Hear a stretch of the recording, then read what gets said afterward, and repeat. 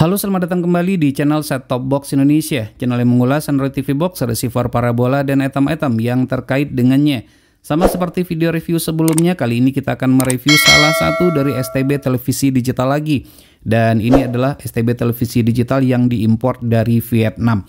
Dapat terlihat ya, ini ada tulisan Vietnamnya untuk fitur-fitur yang terdapat pada STB ini ya. Untuk STB-nya itu adalah VTC T201, harganya ini sangat terjangkau sekali, hanya di Rp130.000 saja. Untuk link pembelian terbaik seperti biasa nanti akan kita sertakan di deskripsi video. Nah, untuk boxnya seperti yang terlihat ya, seperti ini ya. Tidak ada sesuatu yang istimewa, dimana untuk STB ini sudah dilengkapi dengan EPG, ya biasa saja ya, seperti kebanyakan STB televisi digital yang kita review. Kemudian terkait dengan fiturnya juga sudah ditulis dengan menggunakan bahasa Inggris. Lagi-lagi ini juga ya fitur-fiturnya ini sama saja seperti kebanyakan STB yang lainnya.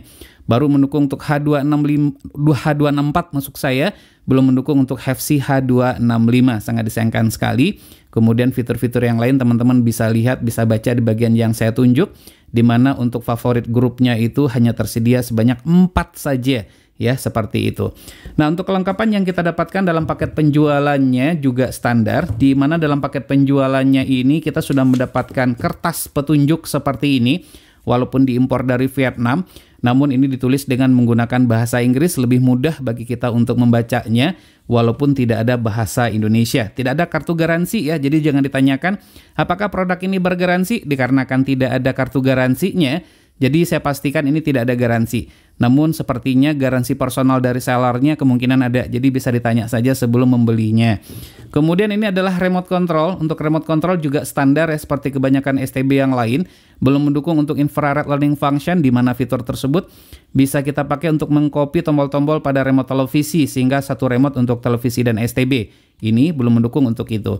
Nah, untuk posisi baterai sama ya, di bagian belakang seperti ini, dan ini merupakan kelengkapan tombolnya. Kualitas cukup baik, terbuat dari material plastik, tombol-tombolnya pun juga enak pada saat kita tekan.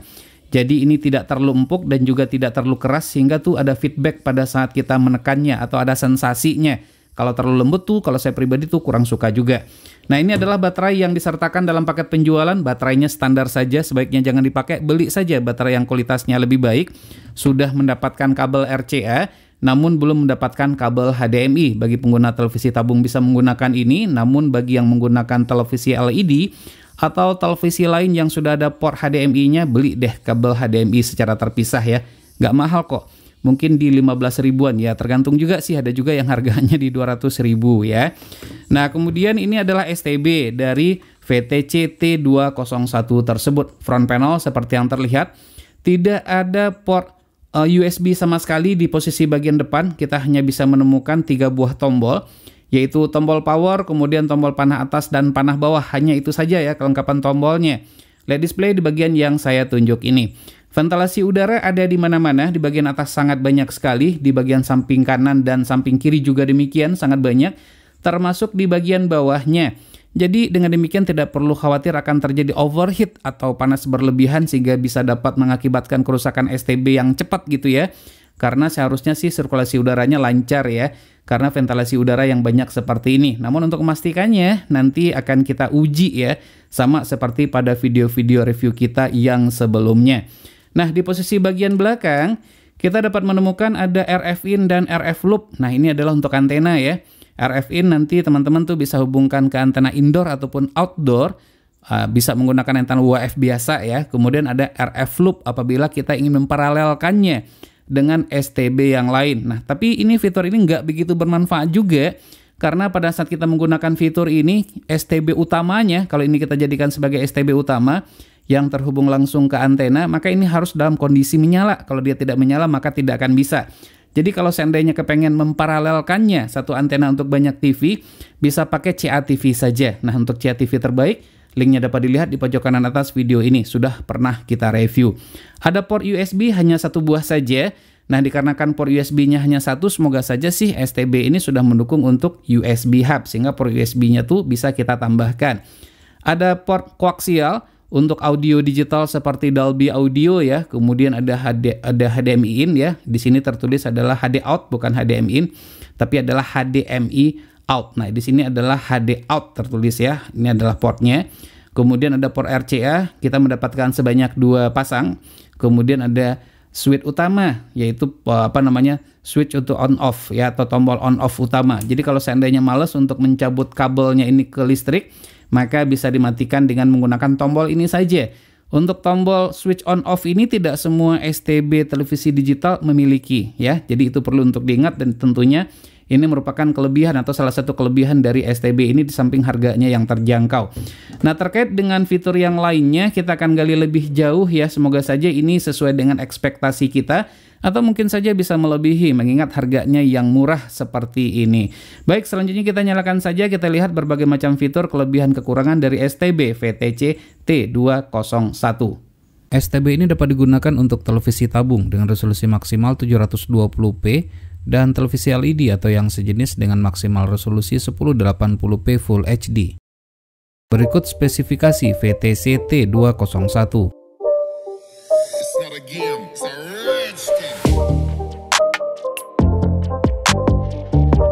Terdapat hanya 3 tombol operasi saja pada front panel, yaitu tombol power, channel up, dan channel down, dengan LED display yang cukup besar sehingga terlihat jelas dibandingkan dengan STB lainnya. Pada LED display juga dilengkapi dengan lampu indikator untuk lock sinyal dan standby. Ventilasi udara didesain dengan sangat baik sekali, sehingga sirkulasi udara cukup lancar. Pada suhu ruangan 26,7 derajat Celcius, menyala selama kurang lebih 1 jam, suhu STB ini berada pada 43,6 derajat Celcius, suhu yang tergolong adem. Dengan demikian tidak perlu khawatir STB akan overheat, yang mungkin saja menyebabkan terjadinya kebakaran. Namun agar lebih aman tetap disarankan untuk menggunakan cooling pad atau kipas pendingin, seperti yang terdapat pada link di pojok kanan atas video ini. STB ini tidak dilengkapi dengan fitur EWS, yaitu semacam fitur peringatan dini di saat terjadi bencana alam seperti gempa, banjir, dan lainnya.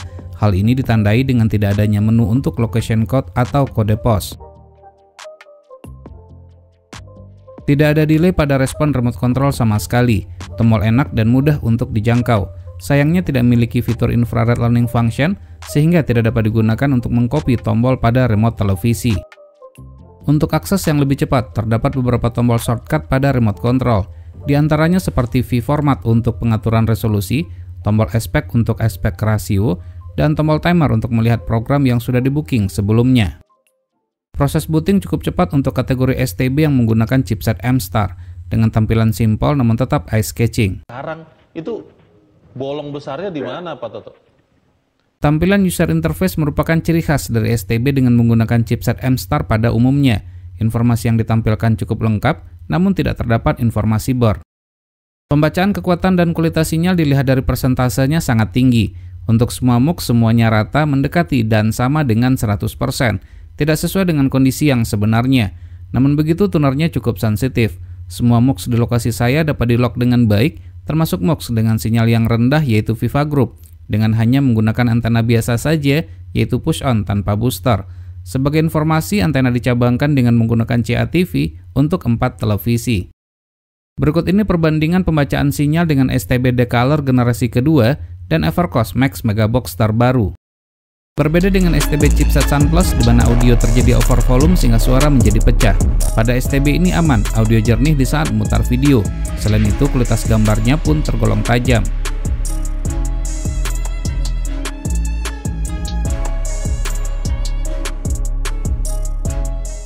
Perpindahan channel SD dan HD lancar, di mana terdapat black screen di saat perpindahan channel.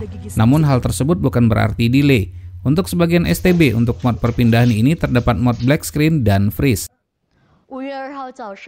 Memiliki hanya 4 kelompok channel favorit saja, dengan nama tidak dapat untuk di-rename atau diubah, memudahkan saat untuk menentukan channel tertentu yang sering ditonton. Channel juga dapat diurutkan, dan namanya pun juga dapat untuk diganti. Menariknya, untuk channel-channel tertentu dengan alasan keamanan jika diinginkan maka dapat untuk di-lock, sehingga untuk menontonnya harus masukkan kata kunci sesuai dengan yang sudah kita tentukan sebelumnya. Kini Anda bisa menikmati tayangan BN Channel. Sama dengan STB yang lain, VTC T201 juga dilengkapi dengan fitur EPG.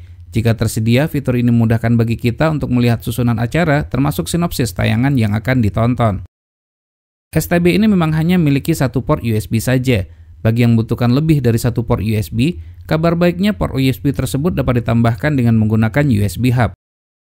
Dengan fitur record dan time save, maka kita dapat merekam tayangan tertentu dan mempost tayangan tersebut untuk sementara waktu.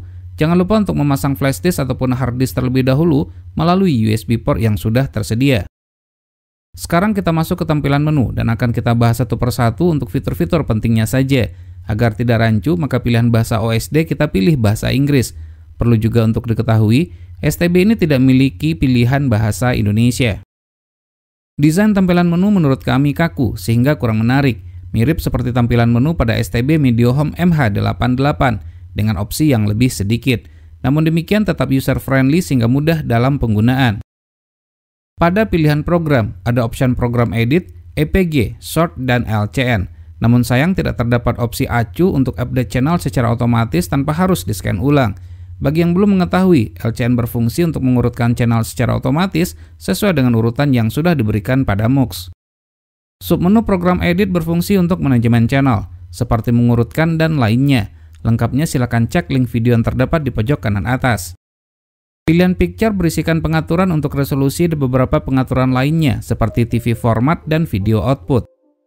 Pada menu channel search atau pencarian dapat dilakukan secara otomatis dan manual. Agar semua channel dapat terscan dengan baik, jangan lupa untuk opsi channel type di set ke all. Untuk antena power atau daya antena jika diaktifkan maka akan memberikan tegangan sebesar 5 volt. Pastikan antena yang digunakan mendukung, jika tidak maka sinyal akan menjadi zonk atau 0%. Berikut pilihan pada menu time.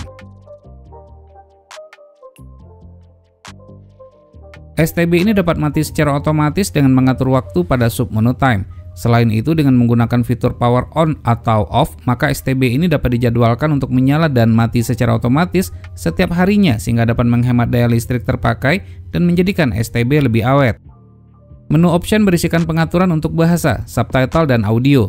Walaupun harganya murah, VTC T201 memiliki fitur Dolby Audio, tatanan audio canggih dan jernih dengan perangkat televisi dan sound system yang mendukung. Untuk mengaktifkan fitur Dolby Audio tersebut, silakan atur submenu digital audio ke raw HDMI on melalui port HDMI atau ke raw HDMI off melalui port koaksial. Pilihan sistem berisikan banyak pilihan untuk pengaturan STB ini. Berikut pilihan pengaturan yang tersedia. Submenu Parental Guidance. Jika saluran yang ditonton mendukung, maka pengguna dapat membatasi acara yang ditonton sesuai dengan usia. Untuk mengembalikan ke setelan pabrik, maka dapat memilih Factory Default dengan kata sandi 0 sebanyak 6 kali. Dengan memilih submenu Information, maka kita dapat melihat jenis chipset yang digunakan. Berikut informasi lain terkait software dan hardware pada STB ini. Upgrade firmware dibutuhkan agar STB berada pada performance terbaiknya. Dapat dilakukan secara offline saja melalui submenu Software Update. Sebaiknya menggunakan UPS untuk menghindari listrik mati yang dapat mengakibatkan kerusakan. Submenu Network Setting adalah pengaturan untuk mengkoneksikan ke jaringan internet. Hanya dapat menggunakan USB Wi-Fi dongle saja dengan chipset MT7601. Tidak mendukung USB Ethernet adapter dan USB 3G 4G modem serta USB tethering. Menu USB berisikan submenu seperti berikut ini. Submenu multimedia berfungsi untuk memutar musik, foto, movie atau film, dan video hasil rekaman. Berikut perbandingan kualitas video STB ini dengan Decaler DC001 generasi kedua.